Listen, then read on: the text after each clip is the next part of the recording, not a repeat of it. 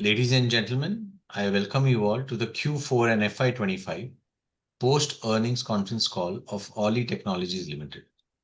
Today on the call from the management, we have with us Dr. Ajay Mia, Managing Director, Mr. Rajiv Tyagi, Executive Director, Ms. Ritu Sood, Executive Director, Mr. Sandeep Jain, Chief Financial Officer, and Mr. Sandeep Salman, Head of Cloud and Managed Services. As a disclaimer, I would like to inform all of you that this call may contain forward-looking statements, which may involve risks and uncertainties. Also, a reminder that this call is being recorded. I would now request the management to run us through the business and performance highlights for the period ended 31st March 2025, the growth plan and vision for the coming year, post which we will open the floor for Q&A. Over to you, sir. Thank you very much, Vinay, and good afternoon, everyone who has joined this call. I will try and keep the presentation short, which gives us more time for conversation. So allow me to share the slide deck.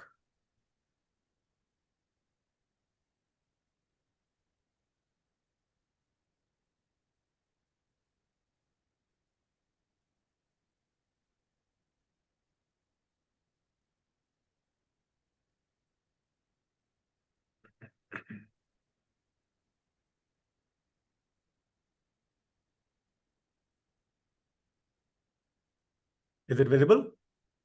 Yes, sir. Yeah. Okay. All right.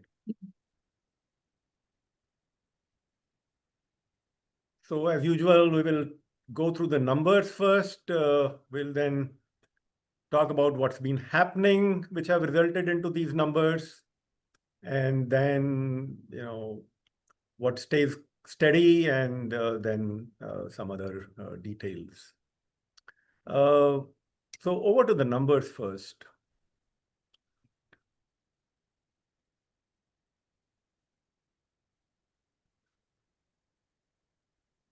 Some of you might have already seen these numbers. So quickly to run through these, in the Q4, we did a revenue of 34.9 crores. For the full year, it was almost 140 crores, 139.97 actually. The income from operations, overall operations for the quarter was 38.3 crores, and for the full year, it was 149 crores. The EBITDA for the quarter stood at 12.55 crores, and for the full year at 40.15 crores. The net profit for the quarter at 10.1 crores, and for the full year, 30.15 crores. This means 26.4% net profit margin in the quarter, and for the full year, 20.2%. The income growth quarter on quarter, the full income is 0.5%. The total income growth Y on Y for the Q4 has been 18.3%. And the figures for the year of total income growth Y on Y is 20.9%. Our repeat and recurring business for the quarter was 87.5%, and for the full year, it stands at 92.3%. The repeat and recurring revenue, as you would see, has slightly changed between the quarter, and we will talk about it later. We added 8 new customers in this quarter, and our total customer adds for the year was 46. Our team size stays roughly the same, which is plus minus a few, about 360 people. In terms of the percentages, quarterly Y on Y numbers, income has grown by 18.3%. The EBITDA has grown by 62.2%. EBIT by 65.2%. Net profit growth has been 83.2%. EBITDA margins have grown 32.8 and the net profit by 26.4. The Q-on-Q performance is income growth by 0.5, EBIT growth by 24.9, EBITDA growth by 24.9, EBIT by 25.4, net profit growth by 40%. EBITDA margins have grown 32.8 and reported net profit margin 26.4. Annual performance, the total income has grown by 20.9%. EBITDA has grown 47.6%. EBIT 48.8%. Net profit 53.2%. EBITDA margin 26.9%. And the net profit margin 20.2%. These are the various charts just depicting these figures. You can look at them at your convenience. So now we come to what's been happening, that has resulted into these numbers. So I think, and a lot of people have asked me since yesterday that what is it that happened, what resulted in the growth in profits in particular. And I have been thinking, and really the most extraordinary thing I think that has happened is that really nothing extraordinary happened. So what basically this means is that whatever we have seen is just a revalidation of the business model. So when we say revalidation of the business model, what does it mean? What are the key points of the business model? The solutions that we offer are mission critical for businesses. So it's not an option. Businesses have to go for those solutions. More than 95% of our contracts are directly with end customers. So we don't work as a subcontractor to a large company. We have direct end customer relationships. So we become their advisors. And as these companies grow, they want our advice, our services to address their needs of growth and how technology enables that growth. Most of our sales is IP-led, which means that if we are, for example, working in the travel segment, then our travel solution becomes pivotal in helping us close the deal. If we are working in, let's say, a banking and financial services, then our BaFin's application plays a key role. Similarly, in education, we have our education solution, which becomes pivotal to the customer taking that decision. And our engagements, we are not just a vendor. Our engagements are consulting-led. We engage with customers to understand what their business, what is their business looking to do over a period of time, and what should enable those businesses. So these are consulting-led engagements, and our delivery model, predominantly is project-based. So we don't do resource augmentation. These are all projects. Those projects can be fixed cost, or they could be, milestone-based payments, or they could be also month-on-month based payment, but they are basically project-based engagements. And our deep domain knowledge enables us to keep sticking with the customer, give them the comfort, and all of these things together result in high customer stickiness, which also results in high repeat and recurring revenue. Having a good geographical spread gives us the strength to manage turbulences as we have been experiencing, particularly in the last quarter, a little bit more. So something happening in one part of the world kind of gets offset by more favorable situations on the other side. And continuing our alignment with Microsoft has worked well.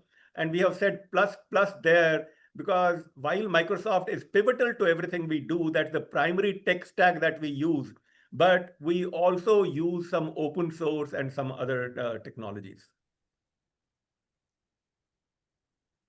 Now, in the context of what I just mentioned, there are these three things which determine our growth. One, we of course continue to try and take bigger wallet share from our customers. So a customer that we did ERP for wants a CRM, and then he wants some automation, he wants business intelligence, then he wants some data and AI services, and he may want some cloud enablement on Azure. So all of these things enable us to keep staying with our customers and keep helping them with technology stack and solutions as the customer needs keep growing. The other important aspect of our growth strategies is geographic expansion. So we go to new geographies and we go there with our core offerings, the same core offerings that we are using for our customers in our established markets. So when we go to a new geography, we tend to get a strong foothold there.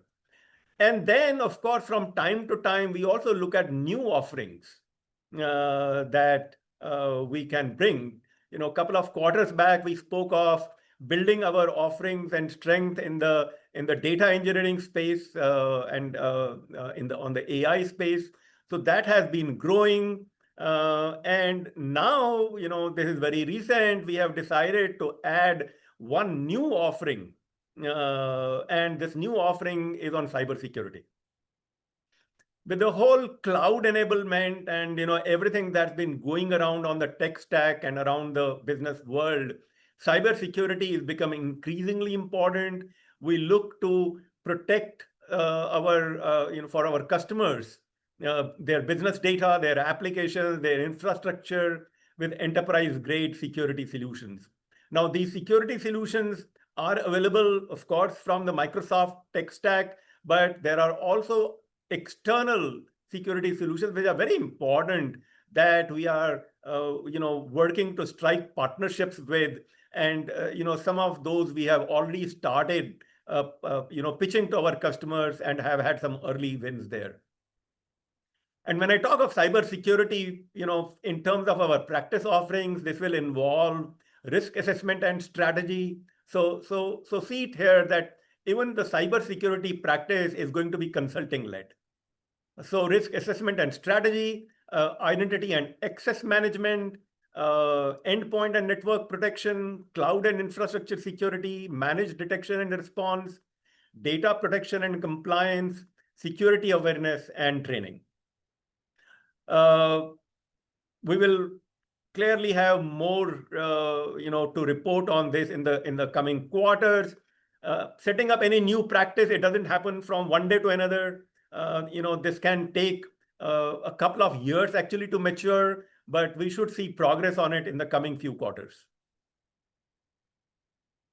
The enterprise applications still remain the anchor of what we do, and we have spoken enough about it in the last several conversations. The ERP, the CRM, the retail and digital commerce are very key, and all of these applications are now significantly enhanced and strengthened with the infusion of AI. And this has been helping Microsoft stay in the leadership position. This is enabling customers increase their productivity, and it's almost sometimes looking as if we compare the same product as it is today with what it used to be, let's say 5 years back, 7 years back, it looks like a different product because the way that we have to work on the product and what the product does for us has completely undergone a fundamental change with the introduction of AI tools. The data engineering continues to gather momentum. We are having these conversations with more customers, and we have started some data engineering projects with more customers. So one thing that we spoke of, I think 1 or 2 quarters back, is that on our sales side, the one thing that we started doing was to start participating in tenders. So earlier we were kind of shying away from participating in tenders, but we took up this initiative and we are putting some focused attention and investment in participating in tenders. Now that resulted in a significant win in Canada for a regulatory body. We picked up this project now, or this engagement, I should say, which is valued at about $3 million over a period of 3 years. And the interesting thing here was that we won this tender over a Deloitte and CGI, which appeared pretty huge. Microsoft has come up with a solution for contact centers. The solution has significantly matured from what it used to be some time back. And we have been taking this to the market, introducing it to our customers, and it has been delightful for us to actually win our first contact center project for an insurance company in Canada. So this project is currently underway. We have been shortlisted in 2 other RFPs in Africa and Americas.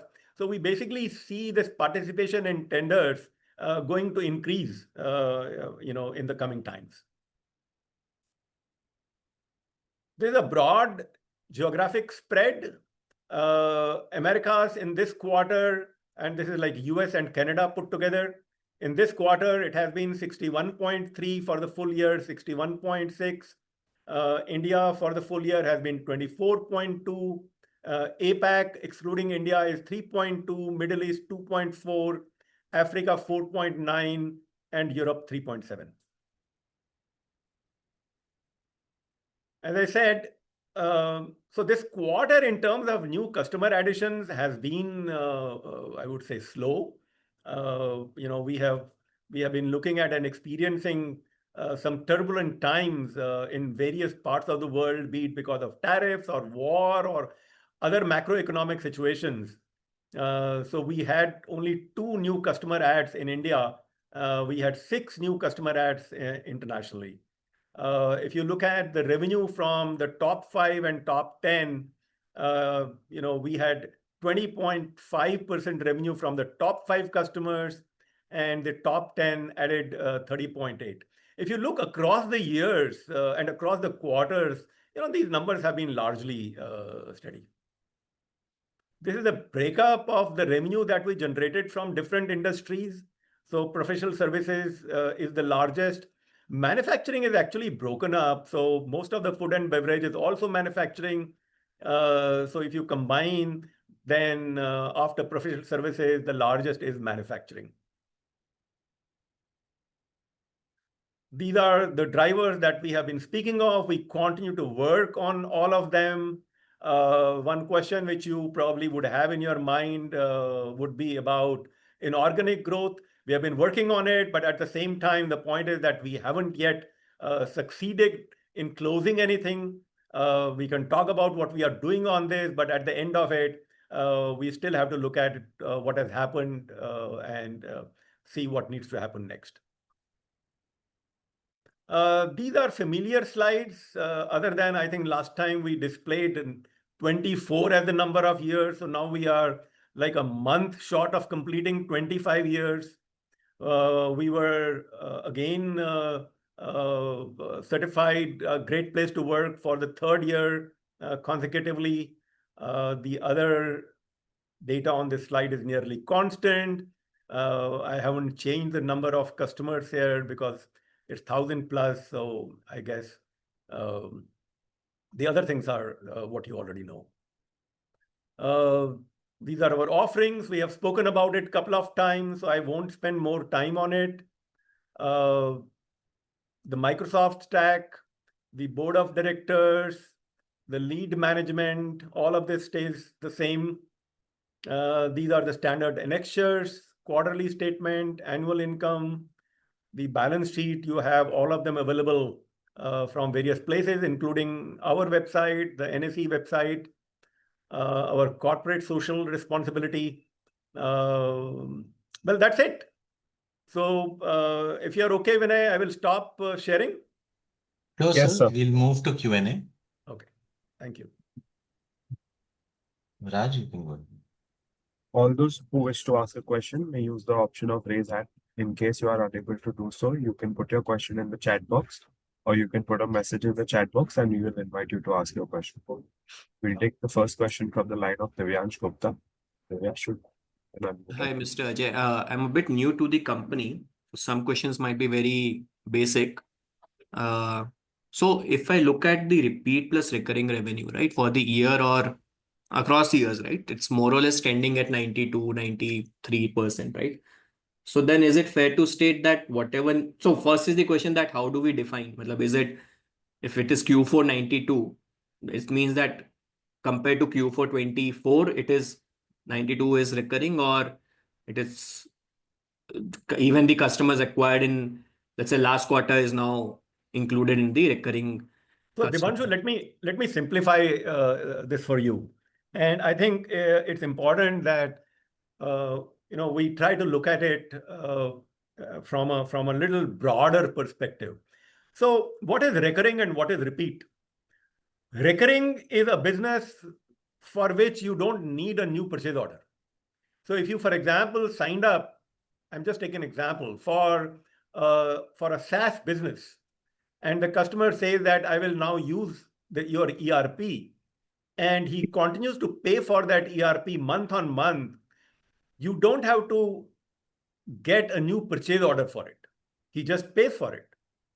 On the other hand, if you have a customer who is getting one project done for you, and then he goes to the next project and then a third project, you can't take that project for granted.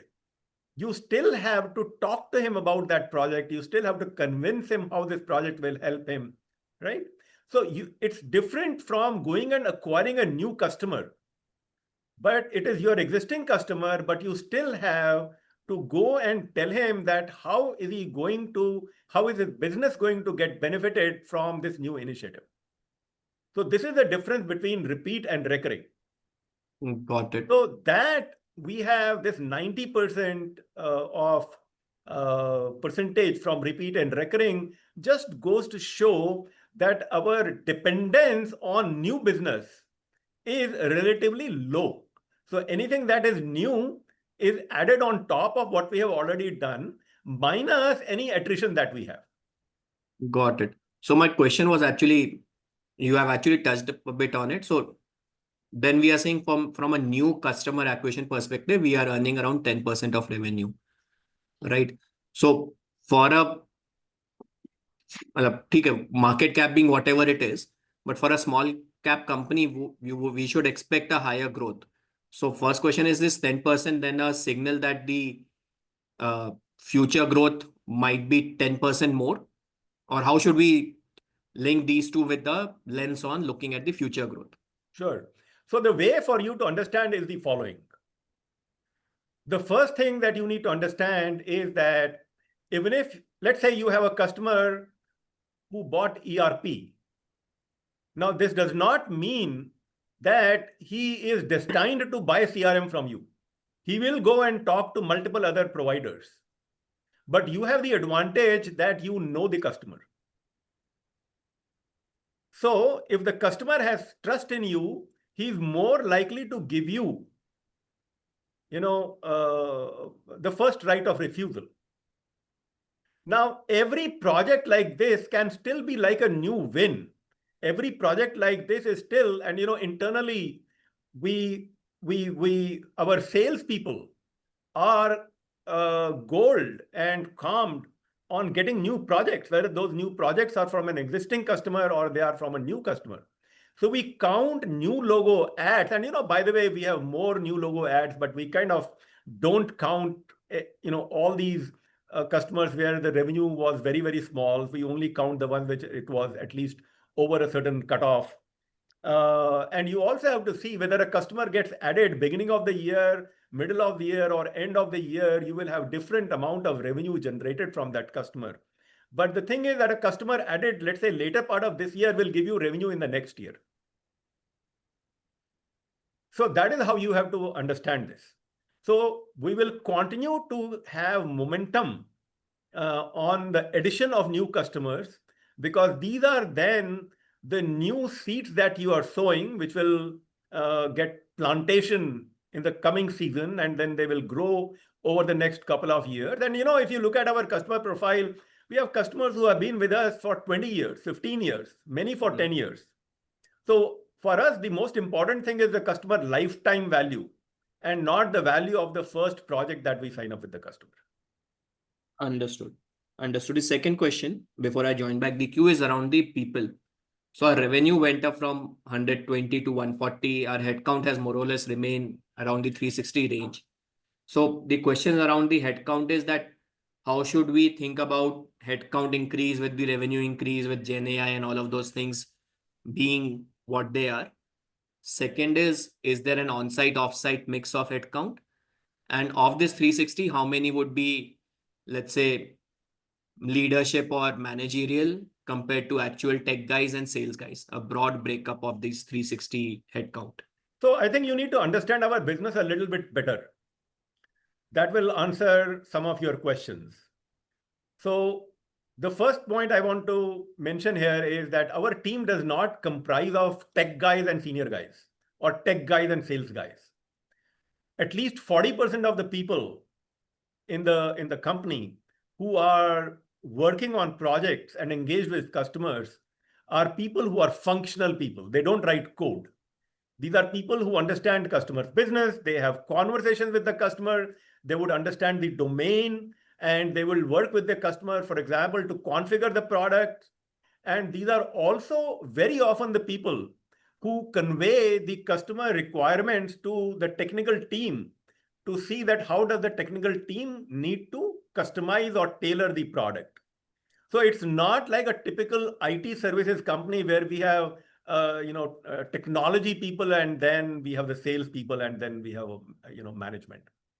The second part of your, or rather, this was the second part. The first part of your question is, you have to understand that now, particularly now in this year and this quarter, majority of our services revenue is from international customers.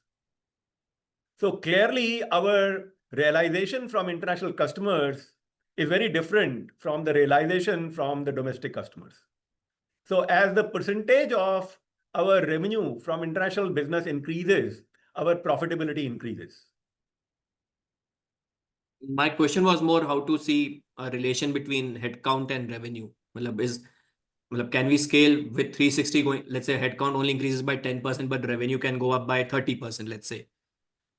So if you will get answer to that question if you look at our last couple of quarters statements, and revenue has in fact kept going up without the headcount necessarily going up, because the revenue has been shifting a few percentage points from domestic to international. But it does not mean that it can keep going like this. We will, for example, this data that we reported is only till March. In April, we had a batch of another 20 people joining. So we will increase the headcount. And so it isn't a simple equation with just one variable which you can quickly solve, because this equation has multiple variables. There is this variable between domestic and international. There is this variable between functional and technical. There is this variable between salespeople, because salespeople are involved also in the product sale, which generates revenue and profitability. So these are a couple of parameters which go together to then finally determine that how much do we scale on revenue and how much do we scale on profitability. Ajay, if I can just chip in. Please. So, Divanshu, I'd like to just specify one thing, that we have multiple, IP solutions that we sell. So one, when you are doing a project with your IP, you gain productivity advantage. And obviously, in the times to come, we are also hopeful that Gen AI is also going to bring some level of efficiency gains there. So these are not, the AI gain is still not a proven point, but we have seen at a POC level, and we expect, yes, in the time to come, that is going to add to the efficiency of the organization and will help to scale better. Got it. Got it. I'll join back the queue. Thank you for your answers. Thank you very much. Thank you. We'll take the next question from the line of Miten Shah. Miten, you can unmute and ask. Hello, am I audible? Yes, Miten, go ahead, please. Yeah, thanks for giving me opportunity, and congratulations for posting great set of numbers once again. Thank you, Miten. Yeah. So I would just like to know, as we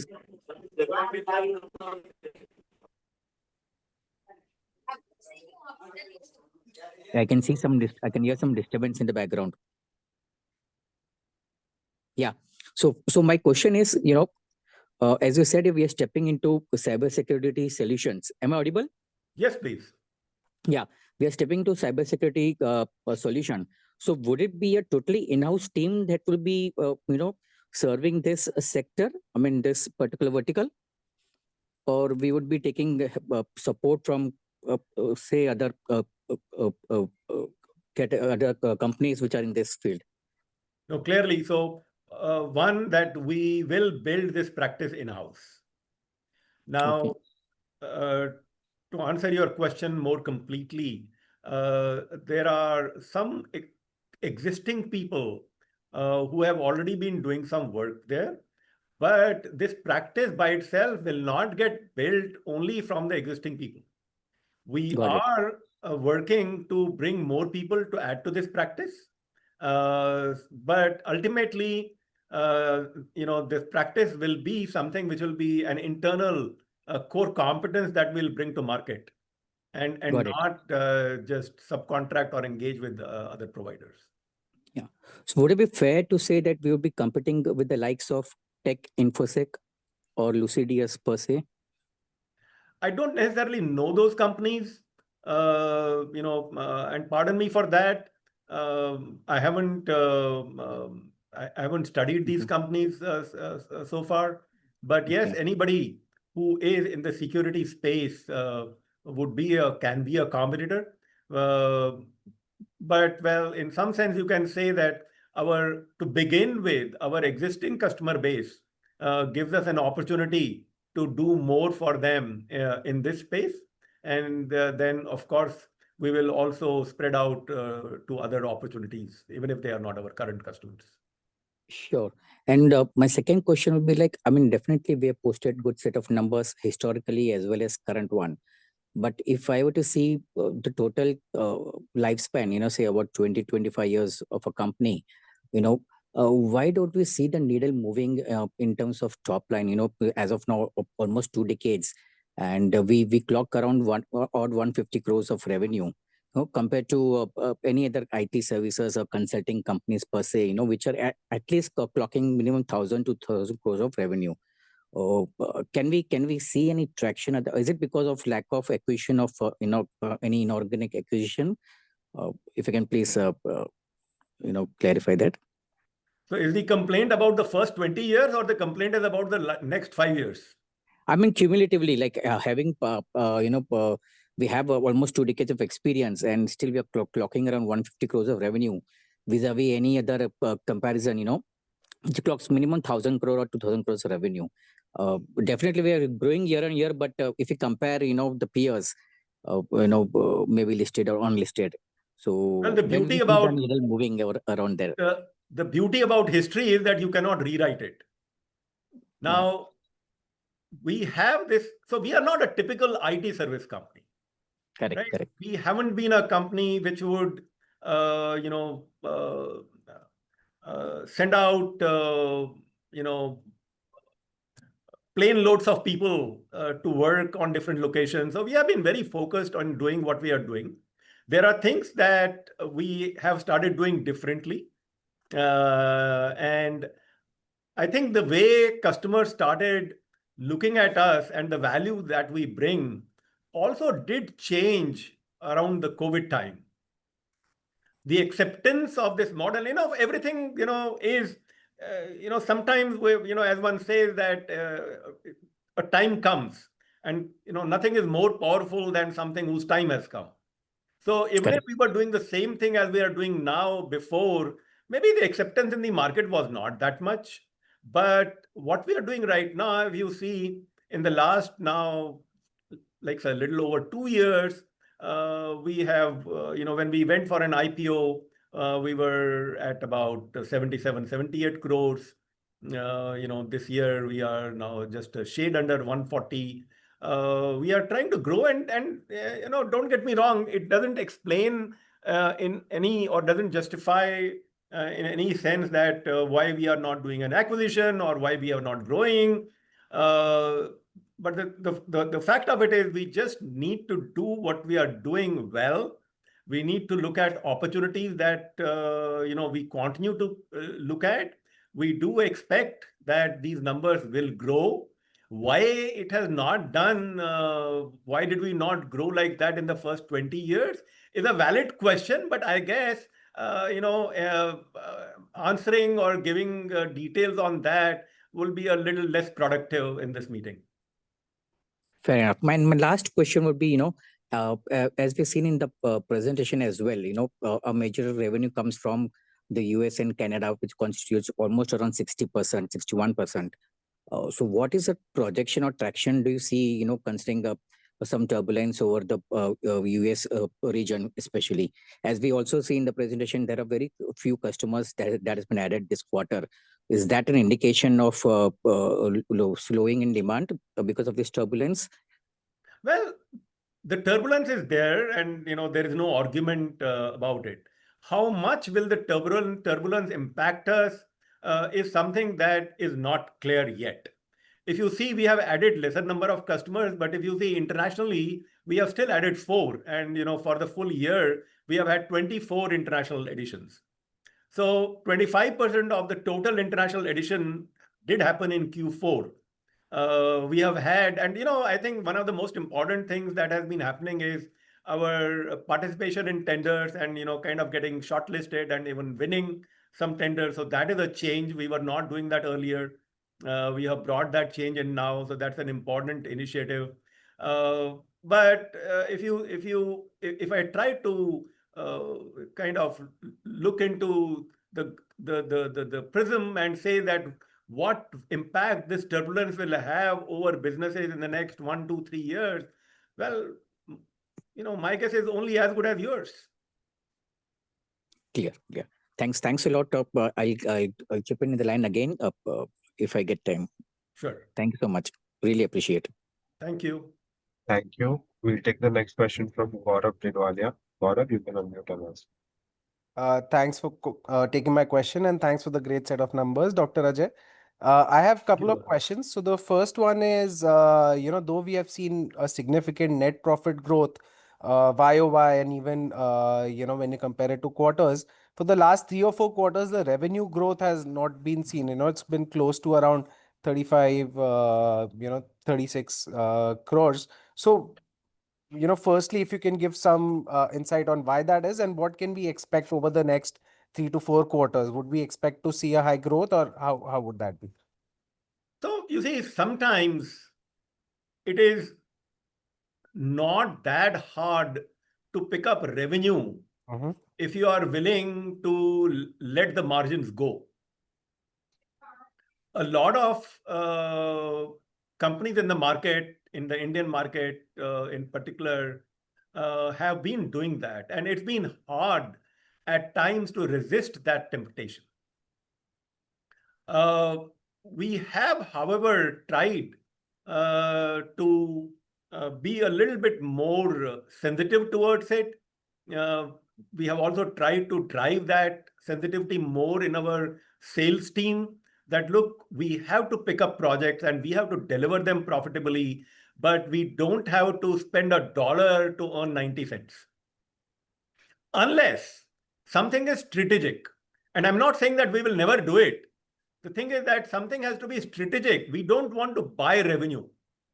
Now, that's not to say that why have we not grown revenue quarter on quarter? Well, this is what the data is. We are looking at this data. We are obviously, trying to see what can be done and what should we do to increase that revenue. This is where the new, Dubai operation, comes into picture. This is where our new cybersecurity practice comes into picture. This is where our additional initiatives on the marketing front come into picture. So this is a question, and a very valid question, which we are squarely faced with, and we keep trying finding answer to that every day. We keep making progress, and sometimes these things might take some time. And you see, we are in a business where you cannot say that everything is, there might be one odd project here or there can sometimes make a difference. The most important thing, though, is that is there velocity, is there momentum, and are we winning deals? Are we delivering successful projects? So as long as those fundamentals stay intact, the growth will come. Got it. So is there a number that you target, let's say quarterly or annually, that this is what we aim to do? Just like looking to understand. Yeah, I mean, I have mentioned this in our past conversations also. Internally, we do say that we would want to target, let's say, 20%, which we did this year. Last year, we had done more. So that's what we still keep, as a target. We try Okay. and get there. Okay. And second question, so you mentioned the 360 employees as of March, and then you've added a batch, after that in April. Can you tell us what is the current headcount of the company? It would be now about, I think, 375 or something like this. All right. Perfect. That's it from my side. Thank you. Thank you. Thank you. We'll take the next few questions from the chat. There's a question from Kamal Gupta. He says, now we have started AI solutions. So how are we handling the chip imports as one day the curbs are lifted and the other day imposed? Do we have So any alternative solution to address I this? missed you. I missed you, Raj. You have to be louder, please. Hello, am I Yes. more audible now? Yes. Yeah. Yes. Now, yes. Yeah, sorry. So he says, now we have started AI solutions. So how are we handling the chip imports as one day the curbs are lifted and the other day it's imposed? Do we have any alternative solution to address this? I don't think this is, the question directly is not relevant to us. Chip imports or exports do not have much relevance, specifically to us. Any curbs on that may, for example, increase the price of a laptop or any computing device and so on. But to our specific business, it doesn't have any impact. What does impact our business, though, is that AI is now getting infused in all applications and all devices.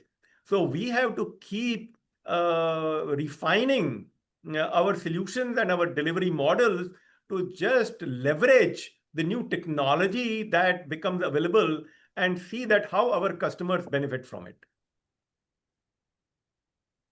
Right. Thank you, sir. There's another question from the line of Pratik Kothari. He says, congrats on the good set of numbers. His first question is, our revenue coming from America is almost 60%. Given the recent tariff issues and macro developments, that is a reduction in credit rating of dollar, how is the business outlook for this country? Any risk mitigation measures needed in long-term business sourcing from USA? Well, everybody has the same question and same apprehension, and my information is no different from the information that anybody else would have. It is an issue. Some of our customers do get impacted by it. For example, if there are companies that were in manufacturing, and if they had significant import duties because of tariffs, whether they were importing from India or China or wherever else, they do get impacted and they do start rethinking about where should they invest, what is their urgency. So these things are there, but they are there for all types of industries, for all businesses, for all companies. It is a little turbulent time, but this also can potentially bring benefits for us. The benefits, because all companies need to get more bang for the buck. So which means that they want to get more done from the investments that they make, which makes us interesting and attractive for, let's say, a US company for whom, if the other option is to just do everything locally. So how these two factors will balance out each other, to what extent, over what period of time, is not something that we can clearly forecast, at least not in a short term. But this is where you have to just keep doing the right things. That's why I started with this slide, that it just revalidates, even though the times have been somewhat turbulent, but these numbers, there was nothing extraordinary that happened this year. There wasn't any large contract that we signed or anything, any windfall that we had, but we had these numbers just by doing the right things consistently. Right. His second question is, with advent of all different GPTs, AI tools, does that impact or help our business? Can you share with help of an example or throw some light on this? Well, absolutely. I mean, these are fairly, defining moments in the development of, I would say, civilizations. When you have something like this happening, you had this whole, when manufacturing got transformed, early in the 19th century, and now then you had the whole internet thing, and now you have this AI thing. So absolutely, it creates opportunities and it creates challenges. And it is for people and organizations to see that how do they leverage the opportunities and how do they get over the challenges. We do not have the challenge of having tens of thousands of people from whom many will become redundant because of AI.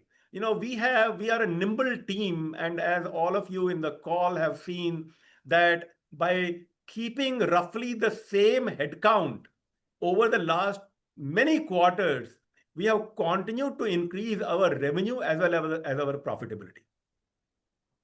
So we have been fairly cognizant of that, and we have been attending to that. Our DNA has always been that of a frugal organization, right? So we don't throw money and we don't spend $1 where it is not needed.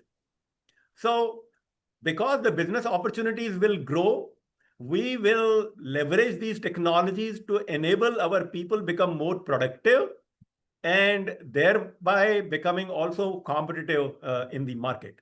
So this is something, these developments keep all of us on our toes. We realize that there are challenges, but we also see that there are opportunities. And it is for us to see how things pan out in the next 1 to 3 years. Thank you, sir. We'll take the next question from Paras Cheda. Paras, you can unmute and ask. Yeah. First of all, congratulations, sir. This has been excellent, and given especially the kind of environment that we are in currently. Thank you, Paras. Paras, we have Having lost. said that, Paras, your sir, with the connection introduction is of little weak. uh, You're breaking. okay. Am I audible now? Yes. Yeah, sir. So my question was that given the new initiatives we've decided to participate in the tenders, cyber solutions, etc. Now, how confident we are as of now, and I know it's an uncertain environment, to continue growing 20% kind of a growth on top line in the next couple of years. That's question one. And secondly, also I was wondering whether, just as a basic understanding, whether AI, I understand it will be probably useful to us to improve our operational efficiency. So on that, it could be helpful. But whether in general it could be a headwind for us in terms of growth. Just for my understanding, that second one. Okay. So, Paras, the second question I had just answered. That AI, of course, creates challenges and it creates opportunities, and we have to work on both. How this equation will ultimately settle, time will tell. But we have the advantage of not having too many people with us. We anyway have a small, nimble team, and we work to make this team more efficient with the use of technology and training. So we are not that much concerned on this front because the business will grow, and this growing business will require, more output from our people. Now, whether that output comes because of the people becoming more productive by usage of tools like of those which are available with AI, or with more people, or a combination of this. So we are not, it's two sides of the coin, and we have to work on both sides to see how we keep moving. And your first question, how confident we are that we will grow at 10%. So you see, 20%. Oh yeah, 20%. So you see, this is not how organizations are run. We are so at Alletec, we are working towards building an institution, and institutions are built to last. Whether there is a turbulence in a short period of time or there's a high growth in a short period of time, and all of these things will happen. And if somebody thinks that we must always have growth every quarter, well, it doesn't work like this. But we have to keep working at it, and we have to keep evaluating and assessing these situations and working around it. There may be a time when we will grow more, and there will be a time when we will grow less. Now, who amongst us, our side included and your side included, would have forecasted in the last quarter that we will have more profitability in this quarter? None of you and none of us, but it happened. Okay. And I said that this happens only because you still have to do everything going by the first principle. Just do your things right, do the right things diligently, consistently. You may have setbacks, but in a mid to long period of time, you will only have positive results. Yeah, well said, sir. Just for better clarity in terms of the second question, well, I understand AI will be useful probably, and I think it will be useful to improve our operational efficiency, which means a combination of AI plus people. But my question really was on from the business growth perspective, whether the increased AI penetration across the globe, whether that becomes a headwind for our business growth at all. I mean, just for my understanding I of the will tell business growth. you, see, I will tell you, what we see right now. Okay. You see, if you look at the solutions that we offer, that we bring to market, these are all mission critical solutions. So AI is getting infused into ERP, but AI is not replacing ERP. You have now AI powered ERPs, which are making some of the things more efficient. You have AI powered CRM.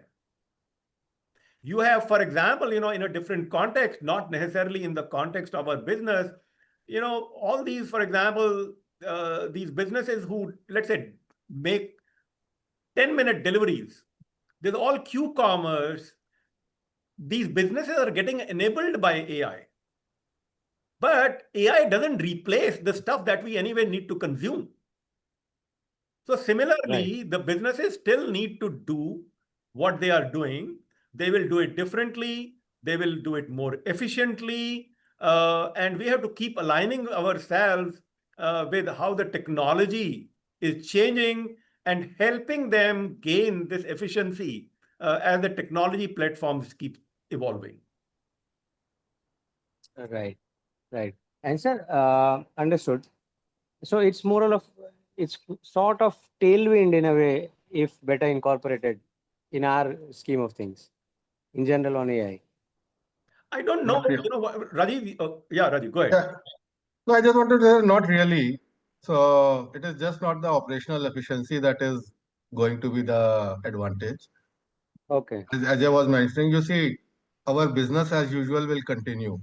It is not, we are not seeing anywhere that, the adoption of ERP or CRM is going to get impacted. But what we are seeing is on top of it, even with our existing customers, the adoption of the AI will definitely happen. So there will be opportunity for providing more services to them, and that is where more offerings will get curated, which will be, so the existing processes and everything may get transformed, disrupted using the AI. So it is going to create more, service offerings and opportunities. Important thing is it is not going to disrupt the business as usual. So it is a plus Right. plus kind of a thing, not impacting or disrupting our existing business. Right.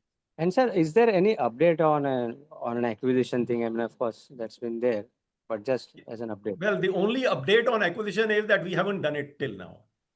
Okay, I can go into details of how many companies we have evaluated, how many engagements we have had. So I can talk about all of that. But I think the bigger interest is whether it has happened or not happened, and the answer is that it has not happened yet. But the good thing is that we have cash with us. We continue to explore. We continue to expand our search, and the one impact of this whole turbulence has also been that many companies have kind of taken cover and probably will become more lenient on some of these things in the coming period. So this is something that we keep working on, but we haven't closed anything yet.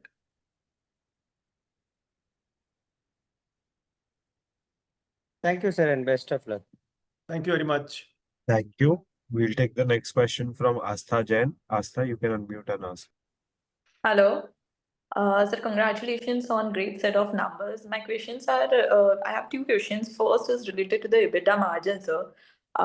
We have seen approximately 5%, 4 to 5% increase in our margins. Are these margins sustainable? I think you have to, I will go back to what I just mentioned. You have to see where does this margin come from, and that will give you the answer whether it is sustainable. What has happened in the last quarter is that we had smaller product revenue. And if I break our revenue categories into 4 parts: products and services, domestic and international. So our component of international services increased in the last quarter. The product and the domestic services did not grow or did not grow that much. This resulted in a higher profitability. Now, as long as our international services keep growing, our profitability will sustain or improve. And if there is a reason why it declines, then it will not. Sure, sir, thank you. So my second question is that we have entered into cybersecurity solution. So there, how would we differentiate ourselves from the existing players? Yeah. So our differentiation is going to be predominantly that it is going to be a consulting-led engagement. So if you look at that space, there are businesses who are distributors. So they will basically buy from the OEM and sell to a customer and play on small margins. Our engagements are going to be consultative, and we are going to look at end to end. So we are not going to be like a vendor to a player A, B, or C. We are going to look at what the customer needs are and how do you fit in different components in the security solutions suite to provide him the needed cover. So this is going to be our differentiation. And ultimately, I think the differentiation is in the quality of your execution. The differentiation is how the customer values what you're doing for him. And this is true for everything, be it in the case of software, be in the case of hardware, be it the case of consulting, everywhere. Right, sir. So just to follow up on the same thing, that since we will be consulting, and what we have been doing in the business, we have been building our own software on top of some other software. So we will be doing the same and having an IP for cybersecurity solutions as well. It is very much possible. I cannot say that we have today a contours drawn on it, but I think I'll be very surprised if that does not happen in the coming few years. Right, sir. So my last question would be, what is the project size? I mean, for contact center solution, do we have any projects in hand?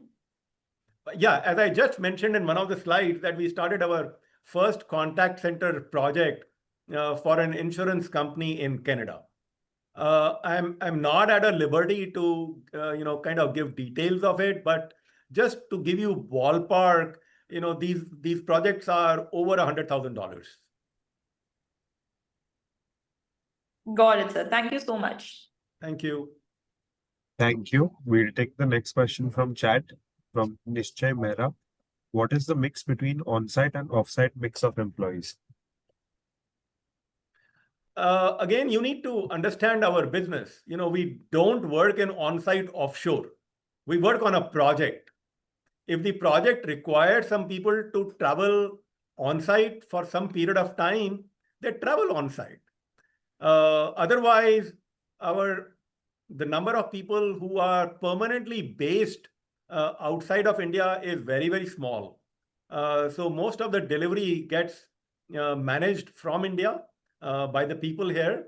But when we require somebody to visit a customer in the course of the project, we will probably have somebody going from here, or if we have somebody locally, then we send it from there. But you have to see it differently from how you see a typical IT services company who have X number of people on site and Y number of people offshore.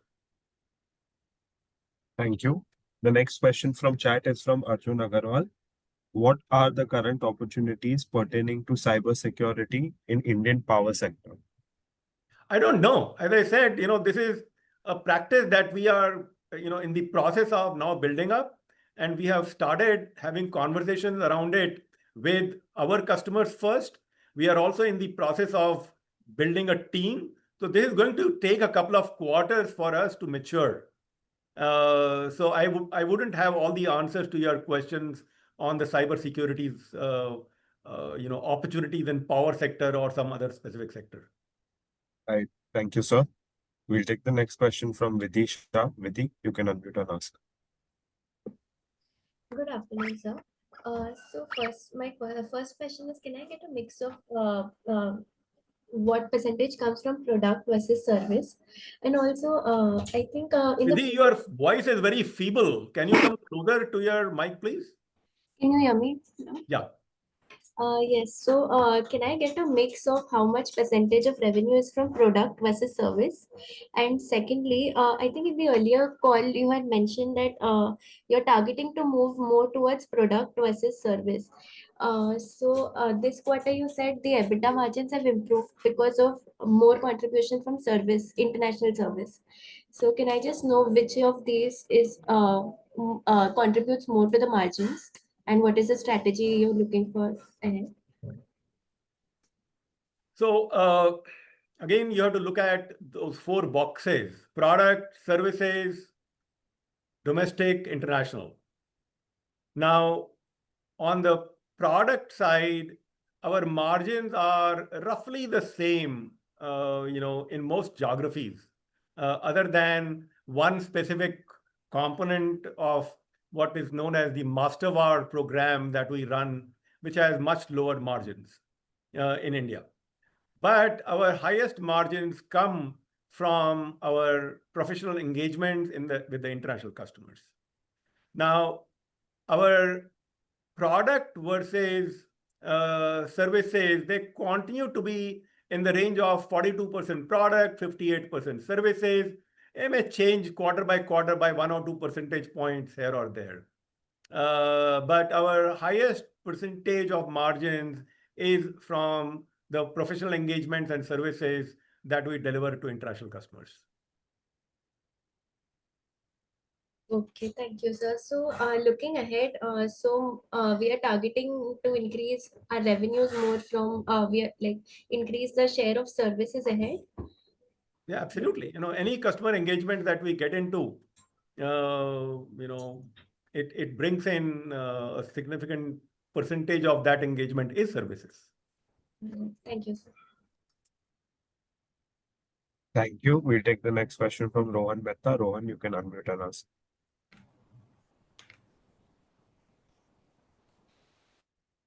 So am I audible? Yes, Rohan, you are visible also. Good to see you. Perfect. Perfect. Thank you so much for taking my question and congratulations on a great set of numbers. Firstly, I wanted to understand on your FY26 outlook, what is your qualitative outlook for FY26 across key verticals like ERP, CRM modernization, as well as the cybersecurity space that you have ventured? And additionally, while I see there may not be a quantitative target or goal, as a manager or a business owner, how are you keeping your workforce fiercely motivated with a fire in their belly? Rohan, I can't hear you well because there is some disturbance coming from your mic, it would appear. Sure. I'll use my normal microphones. Yeah. I think this should be more audible. Yes, it is. Perfect, perfect. So on the FY26 outlook, I wanted to understand what is your qualitative outlook across your key verticals like ERP and CRM modernization, as well as the recent venture into cybersecurity space. Also, while I may not see a quantitative target or goal, as a manager, how do you keep your workforce motivated to grow their operations, and solve problems, and as well as, meet customer needs? Could you just throw some color over there? Yeah, sure. So first of all, cybersecurity is just the new kid on the block. So we know that it's a significant market out there, and for that reason, we have just decided to make some investments here. We will put in effort here, and as I said, it takes a couple of years to build any practice. The position that we have attained today, for example, on the ERP space is because we have been doing it for 25 years. What we are doing on CRM is because we have been doing it for at least 15 years. So everything takes time to build up, particularly if you are building a practice, but that does not mean that it won't start. But I'm saying for it to become substantial in size, where it becomes interesting for somebody like you to talk about, it will take some time. So we just give some internal numbers for this unit to achieve. But in terms of, and they will obviously go more from the point of view of where do they find opportunities, maybe from existing customers, maybe in some partnerships. But this is an area that we are building up, because if you recall, I had mentioned that our growth comes from getting bigger wallet share from our customers, which means that do more things for them. And then it comes from geographic spread. So take your core offerings to new customers and then increasing your offerings themselves. So a couple of quarters back, we had added data engineering and AI to our set of offerings. So we continue to work on that. And now we have decided to add cybersecurity. It will be a couple of quarters or several quarters before we can, really say that here is a strategy that we had put in place and now it works, right? Till then, you have to just treat it like the new kid on the block. So we will see it that way. Now, when it comes to ERP and CRM, these are two areas which everybody needs. Okay, and this need also it's not like one time and done. Because the business environment changes, the technology changes. We had one family of ERPs,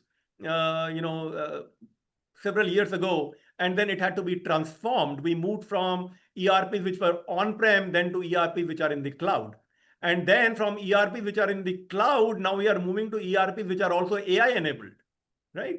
So these are fundamental shifts which kind of, change everything in the industry. As Apple said, change everything again.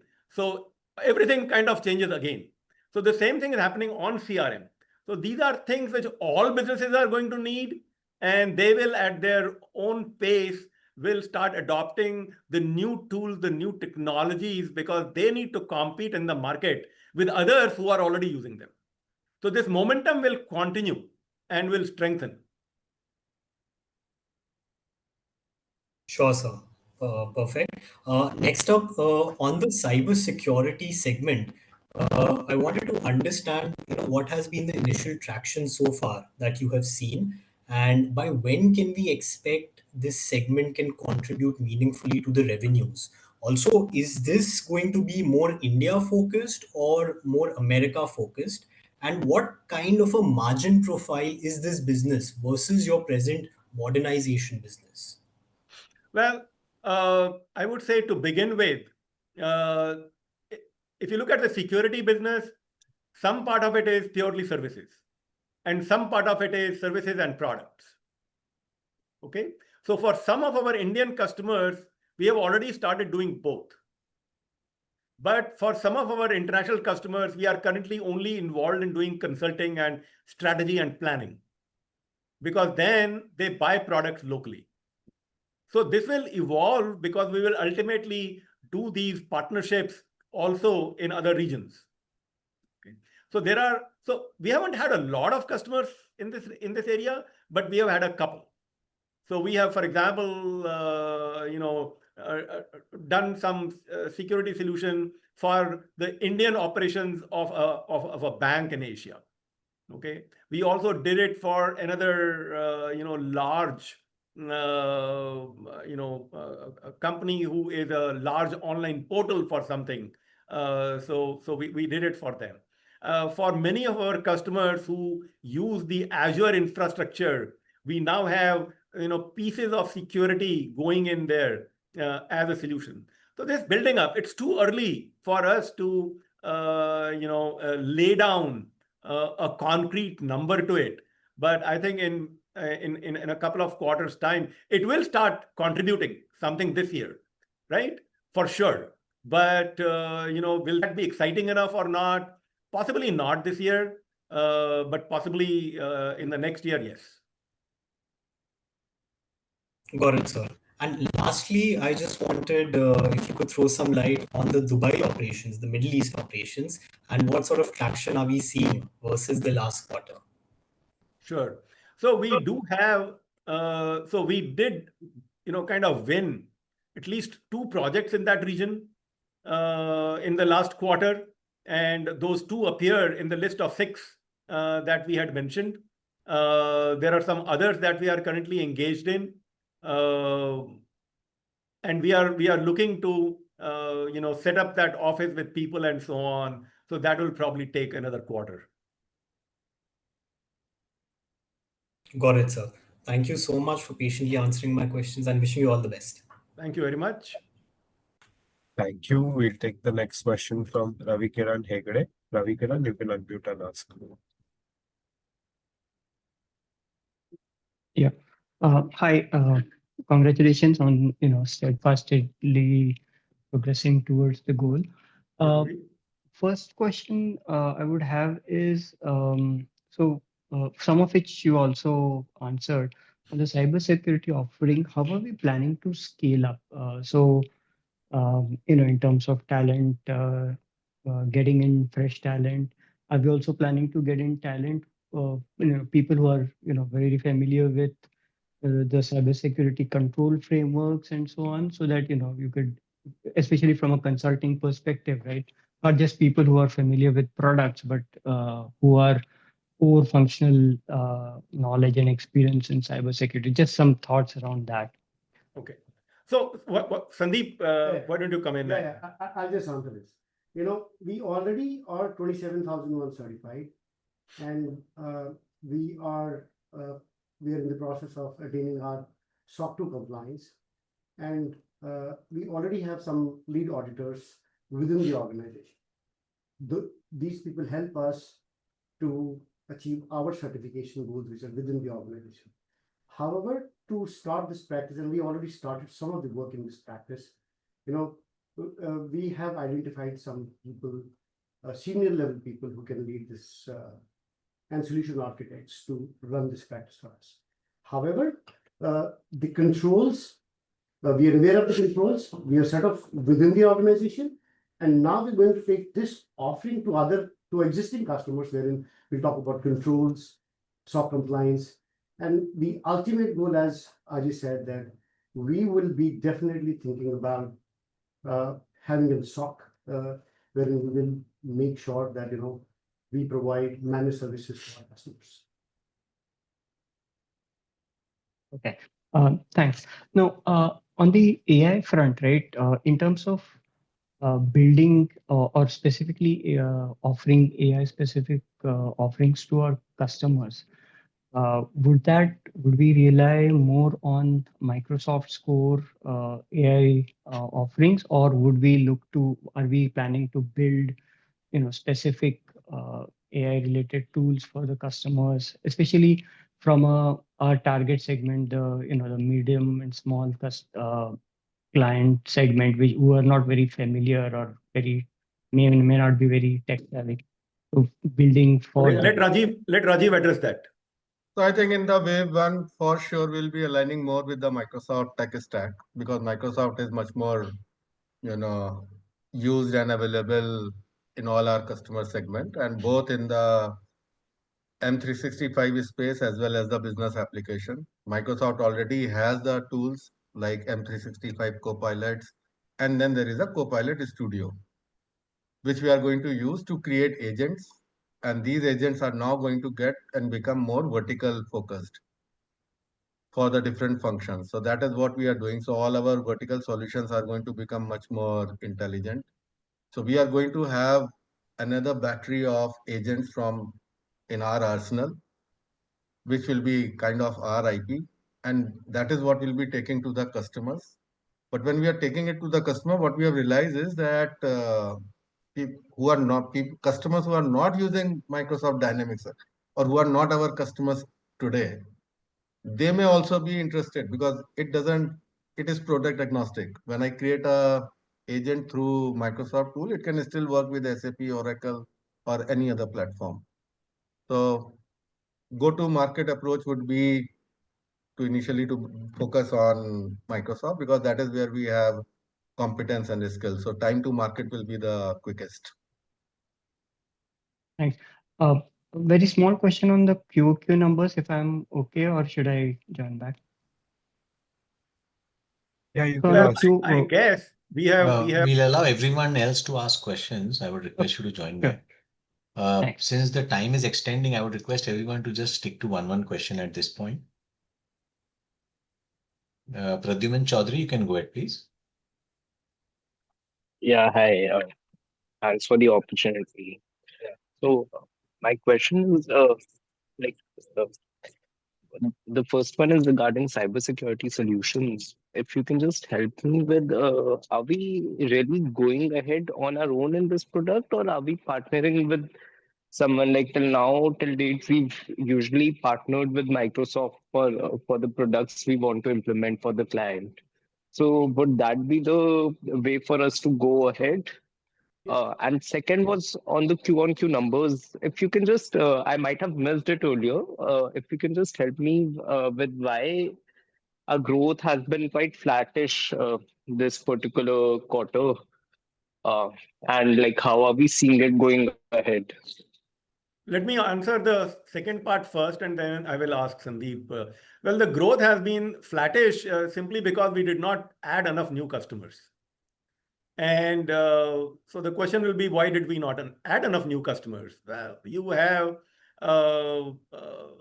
you know, there are times when you win deal and there are times when you lose, or then there are times when they go into no decision.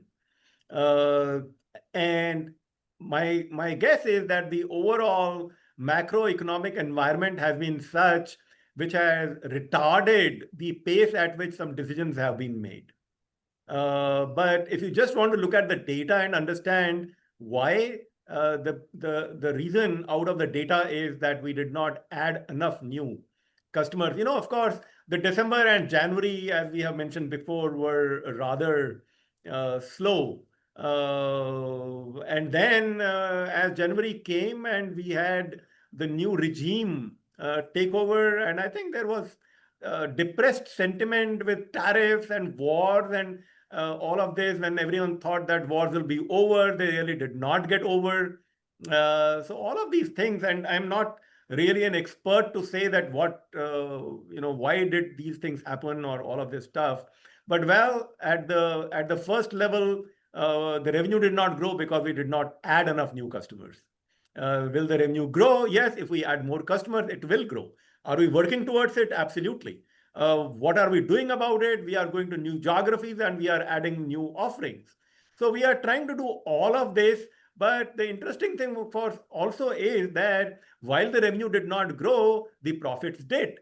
And some of that stuff kind of, it's not such an easy equation to solve. As I sometimes say that if you have a single equation with a single variable, you can easily find the answer. But you have these equations with multiple variables and multiple interdependencies, which are not so easy. But you just have to keep staying at it, pursuing it with rigor and vigor. And as long as you do the right things, you will get the results out of it.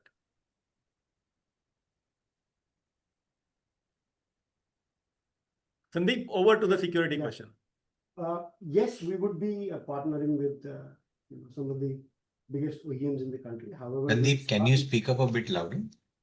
Am I not audible? Yeah, better now. So yes, we will be partnering with some of the biggest OEMs in the world. However, we will start with Microsoft. Microsoft has got complete set of security portfolio, starting from endpoint to the to the SIM solutions. So we have built we have started building the in-house expertise on that, and we have also deployed these solutions at various customers. To answer to you, in short, is that yes, partnerships are there. We are building some of the partnerships, and we are working on Microsoft solutions too. And are we at this point of time comfortable naming these partners, given that we've already started implementing these for some of the customers? Yeah, I think few we can definitely name. Microsoft is one of them wherein we have started working on. Then we have Sorry, your voice is a little less audible. Could you speak a little louder? So Microsoft definitely is the one. We have signed up with Sophos and CyberArk for our for some of the solutions with these companies. All right, thank you, and all the best. Yeah, Thank you. We'll take the next question from Siddharth Matthew. Am I audible? No, Siddharth, you need to speak up louder.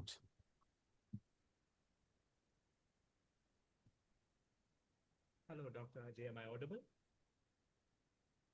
No, Siddharth. You're very faint. We'll ask you to come back in the queue. We'll take the next question from Arjun Agarwal. Arjun, you can unmute and ask. Hello. Am I audible, sir? Yes, Arjun. Yeah, congratulations on a good set. Congratulations on a good set of results, sir.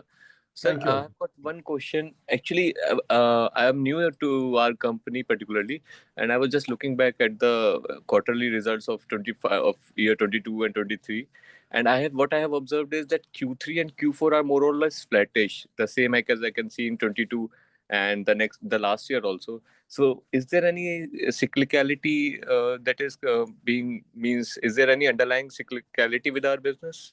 If you can explain it. You see, there is, and but some of these things have also been changing with time. I would say the cyclicality used to be more pronounced during the times when people would buy software for on-premise deployment. It has reduced from the time they have started going to cloud. But I think there isn't any strong one reason that I would say is behind it.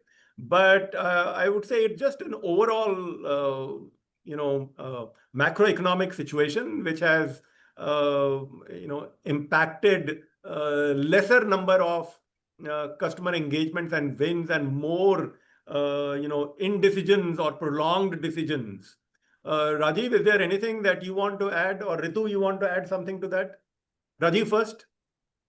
No, I'll say there is there are no defined cyclical patterns. In India, you may get in different regions, like when it is festival season in, Bengal versus other areas, or, in December when people are going on holidays, decision making becomes slow. But not really. As you were Ritu? mentioning, now with the cloud, these things are becoming much lesser because it is no more a very big capex decision. It is an opex call that they need to take. Yeah, just to add, so in other regions also, we do not see much cyclic other than depending on the nature of the industry our customers might be in. So, for example, our retail customers, right?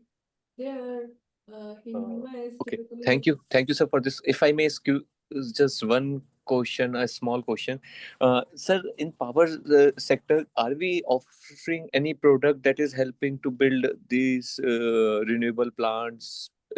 Are we? So, if you can help me understand what we are doing really over there. Thank you, Rajiv. sir.